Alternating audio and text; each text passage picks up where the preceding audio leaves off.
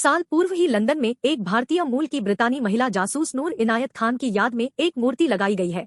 दूसरे विश्व युद्ध के दौरान नूर ने फ्रांस में अपनी सेवाएं दी थी। जर्मन खुफिया एजेंसियों ने उन्हें पकड़ने के बाद पहले तो बहुत यातनाएं दी और बाद में उन्हें गोली से उड़ा दिया गया। लंदन में भारतीय मूल की इस महिला जासूस नूर इनायत खान की मूर्ति का अनावरण राजकुमारी एन ने किया और इस मौके पर नूर के परिवार के सदस्य और ब्रिटेन के पुराने जासूस भी मौजूद रहे। नूर इनायत खान को उनके फ्रांस में किए गए काम के लिए मरणोपरांत जॉर्ज क्रॉस दिया गया था। उनको यह सम्मान 10 महीनों तक गेस्टापो द्वारा यातनाएं दिए जाने के बावजूद कुछ न बताने के लिए दिया गया था। नूर इनायत खान को मेडलिन का कूट नाम दिया गया था और 13 सितंबर 1944 को उन्हें डचाऊ के यातना शिविर में गोली मारी गई थी। नूर मैसूर के महाराजा टीपू सुल्तान की वंशज थी। वही मशहूर टीपू सुल्तान जिन्होंने ब्रिटिश शासन के सामने झुकने से इनकार कर दिया था। टीपू सुल्तान 1799 में अंग्रेजों के साथ लड़ाई में मारे गए थे। फराटे से फ्रेंच बोलने वाली नूर इनायत खान को 1943 में ब्रिटेन के तोड़फोड़ करने वाले बल में स्पेशल ऑपरेशन एग्जीक्यूटिव के तौर पर शामिल किया गया था। वह पहली महिला रेडियो ऑपरेटर थी जिन्हें 1943 में इस मशहूर निर्देश के साथ भेजा गया था कि यूरोप को लपटों के हवाले कर दो।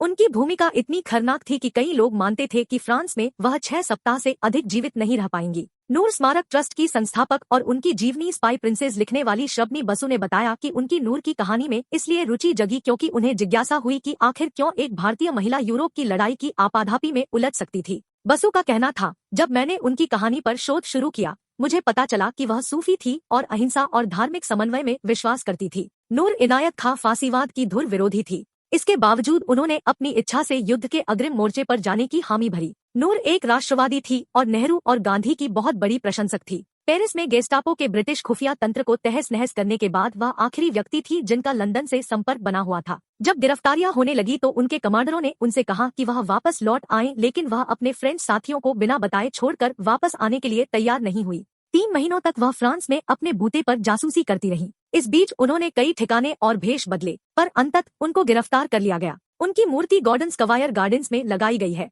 ये स्थान उनके ब्लूम्सबरी स्थित घर के पास है, जहां वह 1914 में एक बालिका के तौर पर रहा करती थी।